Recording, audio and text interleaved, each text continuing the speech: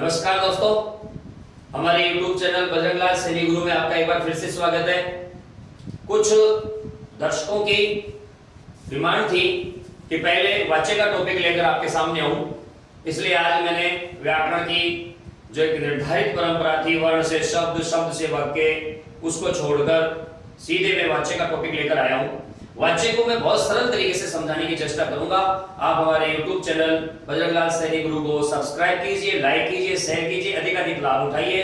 तो आज हम शुरू करते हैं वाच्य। वाच्य मतलब कहने का ढंग, या हम यूं समझ सकते हैं कि क्रिया के जिस रूप से हमें यह पता चलता है कि क्रिया का व्यापार मुख्यतः कर्ता पर आश्रित है, कर्म पर आश्रित है या फिर भाव पर आश्रित है।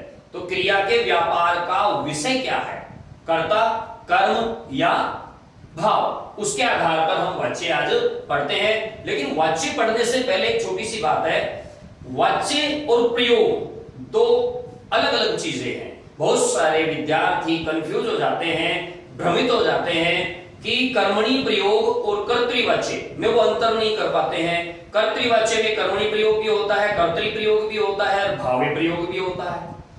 तो ये हमें देखने की और समझने की जरूरत है। इसलिए मैंने वाच्य से पहले आपको वाच्य और प्रयोग बताने का मैंने विचार किया है।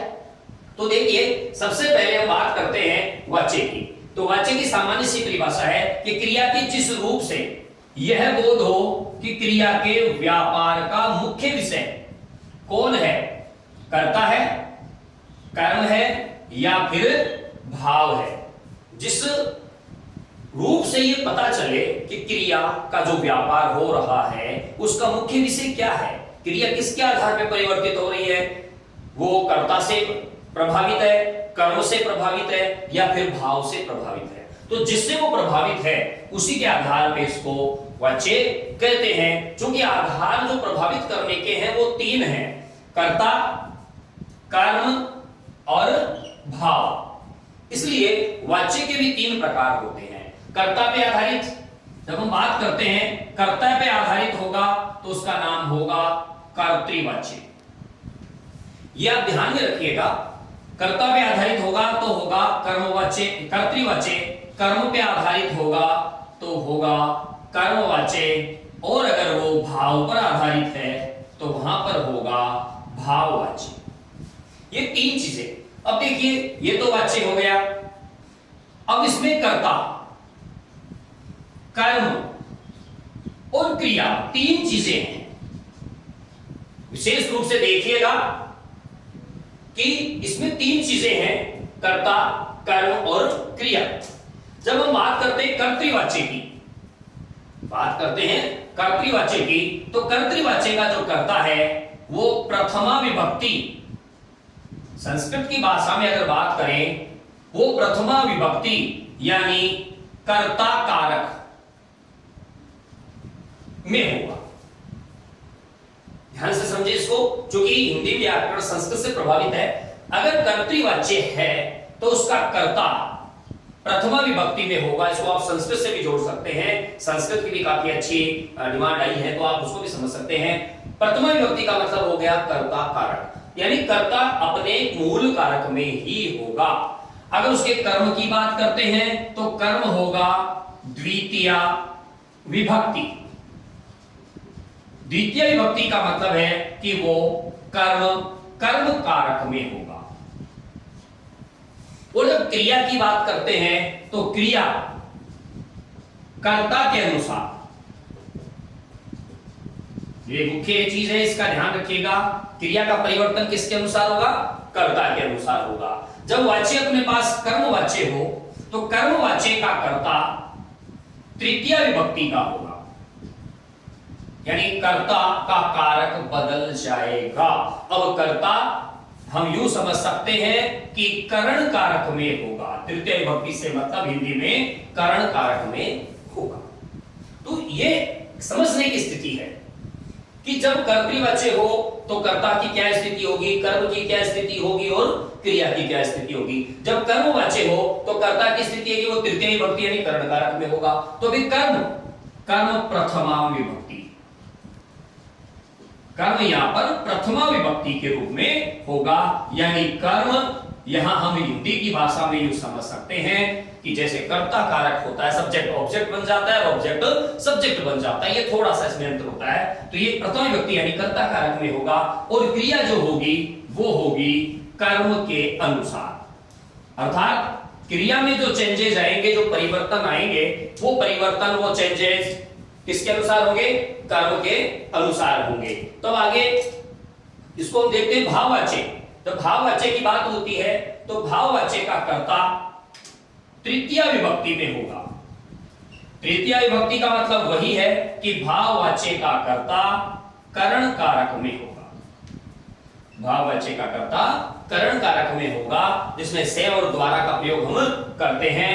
और चूंकि भाववाच्य है इसलिए कर्म इसमें नहीं होता, कर्म है ही नहीं, क्योंकि भाववाच्य की क्रिया अकर्मक होती है। अब भाववाच्य की क्रिया भाव के अनुसार, इसको थोड़ी सी बात को हम यूं समझ सकते हैं कि वो भाव के अनुसार है, लेकिन भाव क्या है उसको हम यूं समझ सकते हैं कि क्रिया हमेशा अन्य पुरुष पुल्लिंग एक वचन में, अन्य पुरुष पुल्लिंग एक वचन। इसका मतलब यह हुआ कि भाववाच्य की जो क्रिया है वो ध्यान दें, वापस इस चीज को समझिए, बीच में फोन आने की वजह से थोड़ा डिस्टर्ब हो गया। भाववाच्य जो है उसका कारक कर्ता करण कारक में होगा, कर्म उसमें होता नहीं है। और क्रिया की जब बात की जाएगी तो भाववाच्य की क्रिया हमेशा अन्य पुरुष में होगी, पुल्लिंग में होगी और एक वचन में होगी। हम इसको संस्कृत की भाषा में यूं समझ सकते हैं कि ये प्रथम पुरुष में होगी। ध्यान दें, जब हम संस्कृत पढ़ रहे होते हैं तब ये प्रथम पुरुष में, हिंदी पढ़ रहे होते हैं तब ये अन्य पुरुष में इसकी क्रिया होती है। अब तीनों में जो तुलनात्मक अंतर है वो तुलनात्मक अंतर आपके सामने है। सबसे पहले हम इस चीज को समझेंगे कि कर्ता, ये लीजिए मैं एक छोटा सा खाका यहां पर खींच देता हूं, स्केल नहीं होने से कोई खास बात नहीं है, आप आसानी से इस चीज को समझ सकते हैं। ये वाच्य हो गया, ये क्रिया हो गई और ये अलग अलग हो गया सारा। अब इस चीज को यूं समझिए कि कर्तृवाच्य, कर्तृवाच्य में कर्ता प्रथमा विभक्ति में होगा यानी कारक अपने मूल रूप में होगा, कर्म इसमें द्वितीय विभक्ति यानी कर्म कारक में होगा, क्रिया इसमें कर्म के अनुसार कर्ता के अनुसार परिवर्तित होगी, कर्ता के अनुसार परिवर्तित होगी। कर्मवाच्य की जब बात आएगी तो कर्मवाच्य का कर्ता तृतीय विभक्ति यानी करण कारक में होगा, कर्म इसका प्रथमा विभक्ति यानी कर्ता कारक में होगा, क्रिया इसकी कर्म के अनुसार परिवर्तित होगी। भाववाच्य की जब बात करते हैं, भाववाच्य की का कर्ता तृतीय विभक्ति यानी करण कारक में होगा, भाववाच्य में कर्म नहीं होता क्योंकि क्रिया अकर्मक होती है। भाववाच्य की क्रिया अकर्मक होती है और भाववाच्य की क्रिया का परिवर्तन, क्योंकि कर्म तो है ही नहीं, तो किसके अनुसार? भाव, भाव का मतलब है क्रिया हमेशा अन्य पुरुष पुल्लिंग और एक वचन में होगी। तो ये इसका सामान्य और तुलनात्मक अध्ययन है बिना कोई उदाहरण। अब मैं उदाहरण से आपको समझाऊंगा, उससे पहले एक बार या तो इसका आप स्क्रीनशॉट ले लीजिए या फिर इसको ध्यान से समझने की चेष्टा कीजिए। ये चार्ट आपके बहुत काम आने वाला है प्रतियोगी परीक्षाओं में या बोर्ड की परीक्षाओं में। ऐसी स्थिति बहुत बार बन जाती है कि हमें तुलनात्मक अध्ययन करना पड़ता है, तब आपको ये बहुत काम की चीज है, आप इसका स्क्रीनशॉट ले सकते हैं। तो ये बात हो गई वाच्य की। अब उदाहरण के तरीके से समझाता हूं मैं। देखिए 3 उदाहरण में लिखता हूं यहां पे। उदाहरण नंबर 1, राम पुस्तक पढ़ता है। राम पुस्तक पढ़ता है। अब देखिए पढ़ता है ये क्रिया है, ये है पुल्लिंग एक वचन में, पुस्तक स्त्रीलिंग एक वचन है, राम पुल्लिंग एक वचन है। तो आप बताइए, समझ सकते हैं कि ये जो राम है जो पुल्लिंग एक वचन है उसी के अनुसार क्रिया चल रही है। तो इसका मतलब हुआ कर्ता के अनुसार क्रिया होने के कारण इसमें कर्तृवाच्य है, इसमें कर्तृवाच्य है। एक विशेष बात और बता देता हूं, कर्ता के साथ अगर ने का प्रयोग है, राम ने पुस्तक पढ़ी, तो ये भी कर्तृवाच्य है। आप ये न समझे कि पुस्तक पढ़ी, पुस्तक स्त्रीलिंग है, पढ़ना क्रिया स्त्रीलिंग हो गई तो इसको क्रमवाच्य कर दे, जी नहीं, ये भी कर्तृवाच्य है।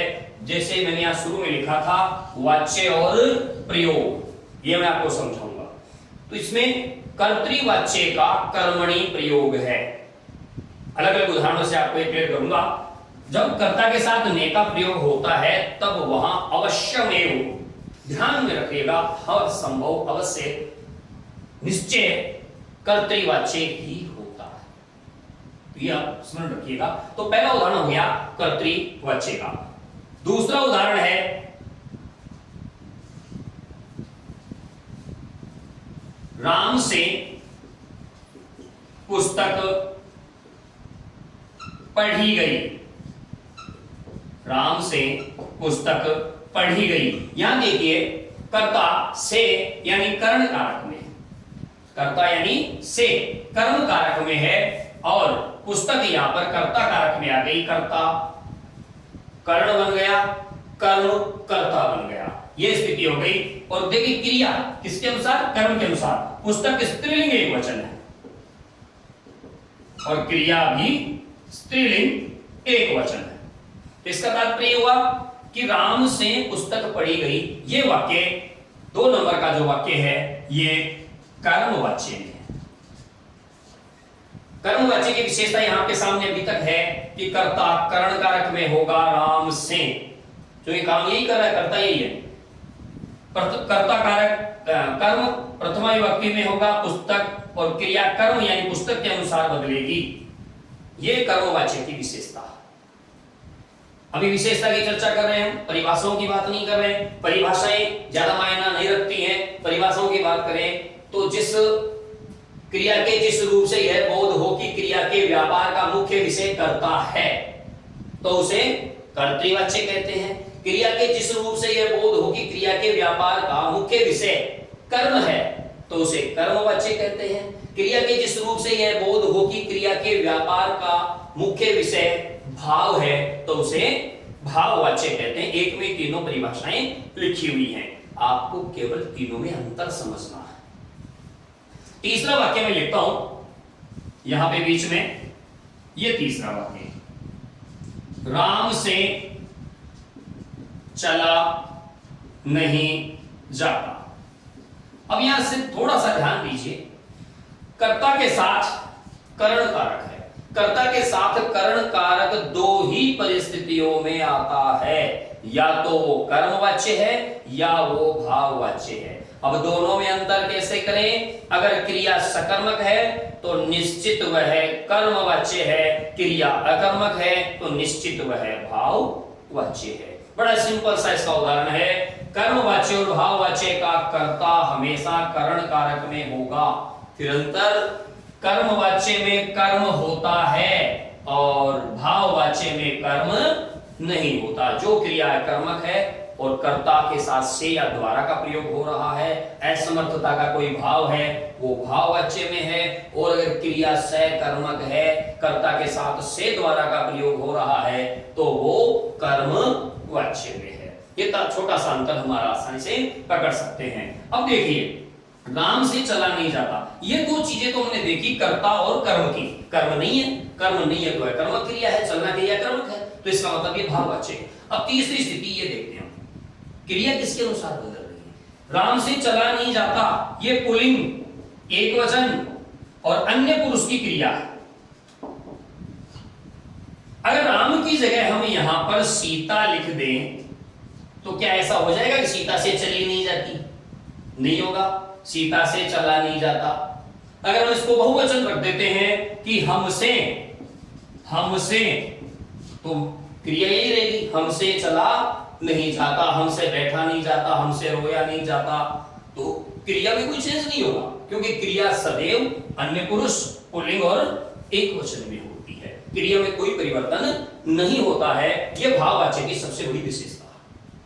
तो दोस्तों, कर्तृवाच्य, कर्मवाच्य और भाववाच्य की संक्षिप्त जानकारी मैंने आपको देने का प्रयास किया। पुनः इसका अवलोकन कीजिए। कर्तृवाच्य वहां होता है जहां पर क्रिया का परिवर्तन कर्ता के अनुसार होता है। क्रिया के व्यापार का मुख्य विषय कर्ता होता है। उसका कर्ता कारक यानी अपने मूल कारक में होगा, या तो वो चिन्ह रहित होगा या उसके साथ ने का प्रयोग किया जाएगा। कर्म उसका द्वितीय विभक्ति यानी कर्म कर्ता कारक में होता है, कर्म कारक में ही होता है, और क्रिया कर्ता के अनुसार बदलती है। बात करते हैं कर्मवाच्य की। कर्मवाच्य की क्रिया सदैव कर्म के अनुसार परिवर्तित होती है। कर्मवाच्य के कर्ता में से द्वारा का प्रयोग किया जाता है। कर्मवाच्य में हमेशा सकर्मक क्रिया का प्रयोग किया जाता है। भाववाच्य की बात करें, भाववाच्य का कर्ता भी से और द्वारा युक्त होता है। सामान्यतः इसमें असमर्थता का भाव रहता है और इसमें कर्म का अभाव होता है। क्रिया अकर्मक प्रयुक्त होती है और इसकी क्रिया हमेशा अन्य पुरुष, पुल्लिंग, एक वचन में होती है। तो ये कुछ चीजें हैं जो आपको स्मरण रखनी है। अब मैं जो आपको ज्यादा देखना है वो आपको समझाता हूं। इसमें मैं ये मिटा देता हूं और कुछ चीजें जो आपको और इसमें ऐड करनी है। हमने ये देखा कि क्रिया हो गई। अब इनमें एक कॉलम और बढ़ा देते हैं। क्रम जो आपको उस तरफ बढ़ाना है उससे आपको पता लग जाएगा। ये हमने बढ़ा दिया कर्तृवाच्य, ये कर्मवाच्य और ये भाववाच्य। कर्तृवाच्य की क्रिया अकर्मक भी हो सकती है और सकर्मक भी हो सकती है। दोनों में से कोई भी हो सकती है। कर्तृवाच्य में क्रिया अकर्मक भी हो सकती है, सकर्मक भी हो सकती है। कर्मवाच्य में क्रिया हमेशा सकर्मक होगी। भाववाच्य की क्रिया हमेशा अकर्मक होगी। तो ये आप देख सकते हैं कर्तृवाच्य में दोनों हैं। तो इसका मतलब है कि ये कर्तृवाच्य है। कर्तृवाच्य का परिवर्तन हम क्रिया अगर सकर्मक है तो कर्मवाच्य में कर सकते हैं। क्रिया अगर अकर्मक है तो हम भाववाच्य में कर सकते हैं। यानी कर्तृवाच्य को कर्मवाच्य में भी बदल सकते हैं और भाववाच्य में भी बदल सकते हैं। लेकिन कर्मवाच्य हमेशा कर्तृवाच्य में ही बदलेगा और भाववाच्य भी हमेशा कर्तृवाच्य में ही बदलता है। भाववाच्य का रूपांतरण केवल कर्तृवाच्य में, कर्मवाच्य का रूपांतरण केवल और केवल कर्तृवाच्य में, लेकिन कर्तृवाच्य का रूपांतरण भाववाच्य में भी हो सकता है और कर्मवाच्य में भी हो सकता है। क्रिया अकर्मक है तो कर्तृ को हम भाव बना सकते हैं, क्रिया सकर्मक है तो कर्तृ को हम कर्मवाच्य बना सकते हैं। तो दोस्तों ये सामान्य सी स्थिति है, ये आप नोट कर लीजिए या उसको स्क्रीनशॉट ले लीजिए। इसके बाद हम चर्चा करेंगे वाच्य और प्रयोग की जो सबसे बड़ी बाधा है, विशेषकर कंपटीशन में, प्रतियोगी परीक्षाओं में ये आपको परेशान करता है। तो कई बार छोटी सी जानकारी का अभाव आपको नुकसानदायक हो सकता है। तो मैं इसको मिटा देता हूं।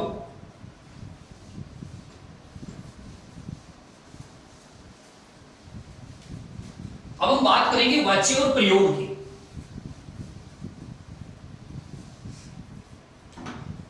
देखिए वाच्य और प्रयोग में एक अंतर है। वाच्य और प्रयोग, प्रयोग को हम तीन भागों में बांटते हैं। ठीक उसी प्रकार जैसे वाच्य को हम तीन भागों में बांटते हैं। कौन कौन से तीन भाग है? एक है कर्तरी प्रयोग, एक है कर्मणी प्रयोग और एक है भावे प्रयोग। ये बहुत गूढ़ बात है, इसका थोड़ा सा ध्यान से अवलोकन कीजिएगा। कर्तरी प्रयोग, कर्मणी प्रयोग, भावे प्रयोग। और एक विशेष बात, प्रयोग केवल कर्तृवाच्य का होता है, कर्तृवाच्य का। कर्तरी प्रयोग एक उदाहरण देता हूं मैं सबसे पहले आपको। राम पुस्तक पढ़ता है। आप अपने आप ही समझ जाएंगे कौन सी स्थिति कैसे कहां काम आएगी। दूसरा वाक्य है राम ने पुस्तक पढ़ी। तीसरा वाक्य है राम ने पुस्तक को पढ़ा। ये 3 वाक्य लिख देता हूं मैं। अब आप यहां क्या देखते हैं, कर्ता के साथ कोई चिन्ह नहीं। ध्यान दीजिए, इसको हम यूं समझ सकते हैं कि कर्ता के साथ कोई चिन्ह नहीं है, तो ये कर्ता चिन्ह रहित हो तो कर्तरी प्रयोग, कर्ता चिन्ह रहित हो तो कर्तरी प्रयोग, कर्ता चिन्ह रहित हो तो कर्तरी प्रयोग। आपको ये दिमाग नहीं लगाना है कि उसमें वाच्य कौन सा है, भाड़ में जाए वाच्य। प्रयोग का ध्यान रखना, प्रयोग हमेशा कर्तृवाच्य में होता है, इसलिए वाच्य का दिमाग से निकाल दीजिए। ध्यान क्या रखना है, कर्ता के साथ क्या है। कर्ता अगर चिन्ह रहित है, जैसे राम के साथ कोई चिन्ह नहीं है, तो वहां पर कर्तृ प्रयोग होगा, तो यह हो जाएगा कर्तृवाच्य का कर्तरी प्रयोग। यह इसकी पहचान होगी, कर्तृवाच्य का कर्तरी प्रयोग। दूसरा है राम ने पुस्तक पढ़ी। आपको एक ही चीज का ध्यान रखना है कि कर्ता प्लस ने बराबर कर्तृवाच्य का कर्मणी प्रयोग। मैं बार बार कह रहा हूं, वाच्य कर्तृ ही है, वाच्य चेंज नहीं हुआ, केवल प्रयोग चेंज हो गया है। तीसरा वाक्य है अपना, राम ने पुस्तक को पढ़ा। ध्यान दीजिएगा, तो तीसरे वाक्य को हम यूं समझेंगे, कर्ता प्लस ने कर्म प्लस को बराबर कर्तृवाच्य का भावे प्रयोग। दोस्तों इस चीज को थोड़ा सा और आप ध्यान से समझिएगा, ये तीनों वाक्य कर्तृवाच्य के, लेकिन तीनों में अंतर है। कैसे अंतर है? इसमें कहीं पर भी से और द्वारा का प्रयोग नहीं हुआ है, इसका मतलब न तो ये भाववाच्य है न ये कर्मवाच्य। कर्मवाच्य भाववाच्य में से और द्वारा का प्रयोग किया जाएगा। तो क्या है, राम पुस्तक पढ़ता है, स्वाभाविक सी बात है, राम पुस्तक पढ़ता है, सीता पुस्तक पढ़ती है, हम सब पुस्तक पढ़ते हैं, कर्ता के अनुसार बदल रहा है, कर्तृवाच्य है। लेकिन कर्तृवाच्य का क्या है, कर्तरी प्रयोग, कर्ता के अनुसार क्रिया बदल रही है। कर्तृवाच्य में कर्ता के अनुसार क्रिया बदल रही है। दूसरा है राम ने पुस्तक पढ़ी। दोस्तों जो परसर्ग ने है, परसर्ग ने का मैंने कारक प्रकरण में आपको बताया था कि परसर्ग ने का प्रयोग जब कर्ता के साथ किया जाता है तब क्रिया सकर्मक होनी चाहिए तब होगा, क्रिया भूतकाल में होनी चाहिए तब होगा, और क्रिया कर्तृवाच्य में होते हुए भी कर्म के अनुसार बदल जाएगी। ये मैंने उस समय आपको बताया था, फिर से आपको बता रहा हूं। तो यहां पर कर्ता के साथ ने होने के कारण, परसर्ग ने के प्रभाव के कारण जो क्रिया कर्ता के अनुसार बदलनी थी वो कर्म के अनुसार बदल गई, वाच्य नहीं बदला। क्योंकि कर्म और भाववाच्य में कर्ता के साथ से द्वारा का होना अनिवार्य है, जो यहाँ पर नहीं है, क्योंकि तृतीय विभक्ति में कारक कर्ता होना चाहिए, यहाँ पे प्रथमा में है, अर्थात अपने मूल कर्ता में है।